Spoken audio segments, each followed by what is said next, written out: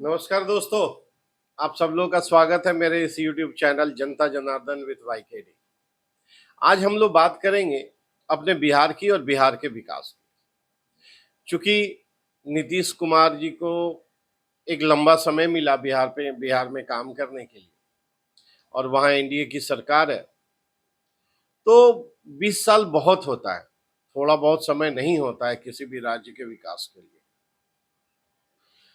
और इस दौरान निश्चित तौर पे नीतीश कुमार एनडीए की सरकार कुछ अच्छा प्रयास भी की, लेकिन उस प्रयास में कहीं ना कहीं लोगों की आकांक्षाओं उम्मीदों पे खरे भी नहीं उतरे। इसी वजह से दोनों तरह के लोग हैं जो ये कहते हैं और मानते भी हैं कि नहीं, अभी और विकास की जरूरत है और डेवलपमेंट होना चाहिए था, उस स्पीड में नहीं हो पाया जिस स्पीड में होना चाहिए। खैर, आते हैं एक एक करके हम लोग बात करेंगे। चूंकि समाज में दोनों ही तरह के लोग हैं और दोनों लोग अपनी अपनी जगह सही हैं, लेकिन हाँ, गलत वो लोग हैं जो सिर्फ केवल और केवल विकास को देखते हैं या केवल और केवल कमियों को देखते हैं। ऐसा नहीं होना चाहिए। दोनों ही चीजों को देखें, ईमानदारी से देखें। जब आप अपने आप को ईमानदार बोलते हैं कि हम निष्पक्ष हैं, ईमानदार हैं, हम किसी से जुड़े हुए नहीं हैं, तो फिर प्रैक्टिकली संभव नहीं है कि आप सिर्फ या तो सिर्फ अच्छाई ही देखें या दूसरा पहलू की सिर्फ कमी ही देखें। संभव ही नहीं है, आपको दोनों देखना पड़ेगा। तो हम लोग अपने इस चैनल के माध्यम से ऐसी ही बातों को रखते हैं जहां पे कि दोनों तरह का बात होता है, एक पक्ष का भी विपक्ष का, अच्छाई का भी बुराई का भी, डेवलपमेंट का भी और विकास जो नहीं हुआ उसका भी, दोनों ही बात करेंगे हम लोग। तो आइए शुरुआत करते हैं सबसे पहले कि इन 20 सालों में जो एनडीए नीतीश कुमार की सरकार रही, क्या क्या उन्होंने समाज के लिए अच्छा किया। उसके बाद हम लोग बात करेंगे कि क्या क्या रह गया, क्या क्या छूट गया, या इस क्रम में कहां कमियां रह गई। सबसे पहले तो बिहार जिस परिस्थिति में मिला था नीतीश कुमार जी को, लगभग 2005 की बात है, उस दौरान मतलब ये मान लीजिए कि हर चीज ही बिगड़ा हुआ था। यहां तक कि जो राष्ट्रीय जनता दल के समर्थक भी थे वो भी दुखी हो गए थे, क्योंकि उनको भी घरों में छुप के रहना पड़ता था। वो क्या माहौल था, किडनैपिंग एक अलग ही बिजनेस था।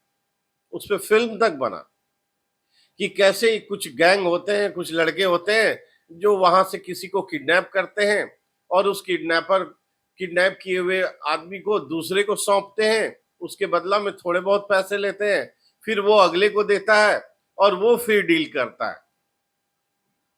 और ये एक जिले से दूसरे जिले, कभी कभी तो एक राज्य से दूसरा राज्य भी जाता था, क्योंकि उस समय यूपी का भी हालत वैसे ही था।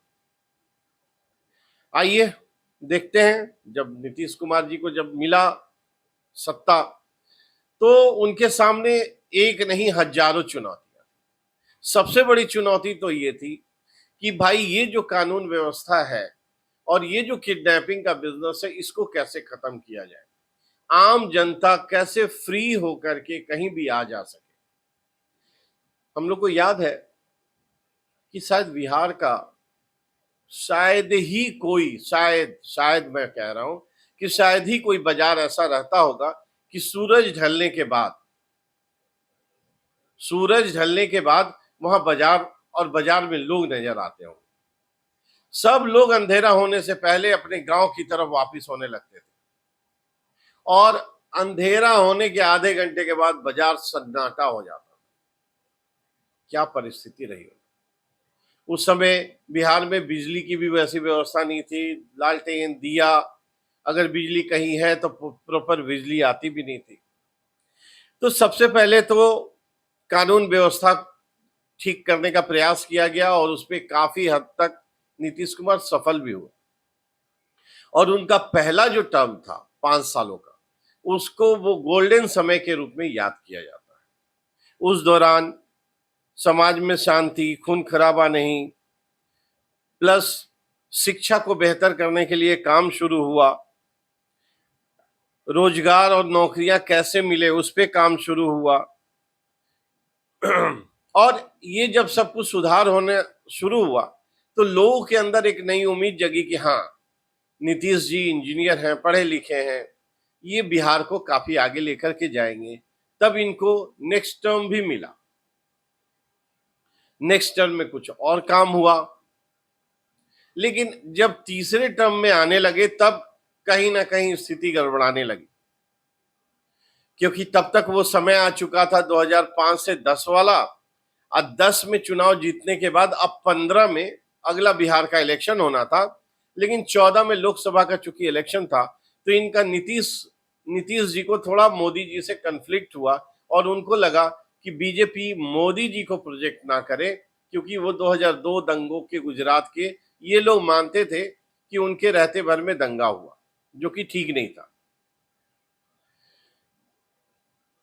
क्या बोलिएगा, पॉलिटिकल दोगलापन। बिहार कितने दंगों को देखा, देश कितने दंगों को देखा, कांग्रेस युग में दंगा ही दंगा। फिर भी खैर वो कन्फ्लिक्ट हुआ और उसमें वो राष्ट्रीय जनता दल के साथ गए और अच्छे बहुमत से, भारी बहुमत से जीते। तेजस्वी यादव को भी मौका मिला, सत्ता नीतीश के पास ही रही, लेकिन 2 साल 2.5 सालों के बाद फिर इन्होंने पाला बदल दिया। अब वो पाला बदलने के बाद फिर जब 20 का चुनाव हुआ तो एनडीए के साथ चुनाव लड़े, फिर बहुमत में आए, फिर सत्ता उन्हीं की रही। कुछ समय रहने के बाद फिर तेजस्वी के साथ चले गए। तो ये जो घटना चक्र हुआ, ये इनके इमेज को डेंट किया कि भाई ये इनका नाम भी लग गया पलटू राम। लेकिन इस दौरान थोड़ा थोड़ा तो डेवलपमेंट होता ही रहा, और फिर से जब एनडीए के साथ ये आए और सेंटर में भी एनडीए की सरकार, स्टेट में भी एनडीए की सरकार, और एनडीए गवर्नमेंट सेंटर वाली, मतलब नेशनल लेवल पे इंफ्रास्ट्रक्चर पे जो काम कर रही थी वो बिहार में भी नजर आने लगा। जगह जगह पुल, पुलिया, रोड चौड़ीकरण, 2 लेन है तो 4 लेन, 4 लेन है तो 6 लेन, प्लस रोजगार भी बढ़ना शुरू हुआ। लेकिन सबसे अच्छी बात यह रही कि पूरे बिहार में इलेक्ट्रिसिटी जो जो वायरिंग हुआ, विद्युतीकरण जो हुआ, वो गांव गांव इंटीरियर तक गया। प्लस रोड, मतलब पीसीसी तो छोड़िए, ब्लैक रोड ऐसे ऐसे इंटीरियर में पहुंचा जहां लोग उम्मीद नहीं किए थे कि मेरे गांव में भी कभी रोड आ सकता है, वहां पे ब्लैक रोड। मतलब पूरा काया पलट। मतलब जो नए लड़के आए वो जब अपने अगल बगल गांव के आसपास का डेवलपमेंट को देखे तो उनको उनके पूर्वजों को ये विश्वास नहीं था, उनके मुंह से सुनते थे, बाप से, दादा से, अरे हमनी के तो कबो जीवन में ना सोच ले रही जा कि साला ऐसा विकास हो। लेकिन भाई मान गए नहीं, नीतीशवा तो गर्दा उड़ा दे। नीतीशवा गर्दा उड़ा दे, सही भाषा है, मतलब खुश होके लोग बोलते हैं। इसके बीच में इथेनॉल का प्लांट अभी लगा, अदानी का जो सीमेंट फैक्ट्री 1600 करोड़ का जो इन्वेस्टमेंट का अनाउंसमेंट हुआ। इसके अलावे आप पटना एयरपोर्ट चले जाइए, आप पटना रेलवे स्टेशन चले जाइए, भाई साहब बस स्टैंड चले जाइए, क्या चीज बना है। अब उस आंख के अंधों को ना दिखे तो उसका इलाज नहीं है, लेकिन वो विरोधी भी मानते हैं कि ना ना भाई काम तो हो रहा है, लेकिन उसमें लगाएंगे, लेकिन सेटिस्फैक्शन नहीं है ना, लेकिन क्योंकि अगले का बड़ाई नहीं करना है, उनके डेवलपमेंट को एक्सेप्ट नहीं करना है। पता नहीं उनके कनपट्टी पे कौन बंदूक रखे हुए। खैर अपनी अपनी बात। लेकिन इसके पैरेलल कहीं ना कहीं कुछ ना कुछ ऐसा चीज भी रहा जो इनके विरोधियों को एक मुद्दा देते हैं कि जिस तरह से आर्थिक विकास होना चाहिए था वो नहीं हुआ, जो औद्योगिकरण होना चाहिए था वो नहीं हो पाया, अनएम्प्लॉयमेंट जो दूर हो जाना चाहिए था उस लेवल पे अभी भी नहीं हुआ है, रोजगार और नौकरी मिल रहा है बहुत स्लो है। अभी ही टीचर्स का बहाली हुआ, शिक्षा एजुकेशन को इम्प्रूव करने के लिए जो नए लड़के गए बीपीएससी के माध्यम से, वो काफी अच्छा काम कर रहे हैं, लेकिन अभी भी शिक्षा में सुधार की जरूरत है। बार बार जो ये गठबंधन बदलते हैं उनसे इनकी छवि बदली, काम करने का जो एक तरीका होता है, जो बाबू लोग रहते हैं वो भी ढुलमुल लोग हैं कि पता नहीं नीतीश जी आज इधर है कल उधर हो जाएंगे। और बिहार में आपको पता ही है कि नेता कैसे अपने आप को शेर बनने लगते हैं। जब ये दल बदल होता है ना तो भ्रष्टाचार भी बढ़ता है, करप्शन बढ़ता है। जगह जगह सुनने को अचानक मिलने लगा, यहाँ पुल गिर रहा है, वहां रोड में गड्ढा हो रहा है, मतलब अचानक, मतलब इससे लगा कि कहीं ना कहीं काम तो हुआ लेकिन भ्रष्टाचार भी हुआ। तो पब्लिक भी ये कह रही है कि सरकार को चाहिए कि जो भी ठेकेदार हैं, जो भी कॉन्ट्रैक्टर हैं, उनको पनिशमेंट मिले, उनको इस लेवल पे पनिशमेंट मिले कि वो आगे कभी जीवन में भ्रष्टाचार ना करें। और इसके नुकसान की भी भरपाई उन ठेकेदारों से होनी चाहिए। टैक्स पेयर का पैसा लगता है और ये मतलब ऐश करते हैं, मतलब नीचे से ऊपर तक सेटिंग करके बिल पास करवाना, ये तो आम बात है।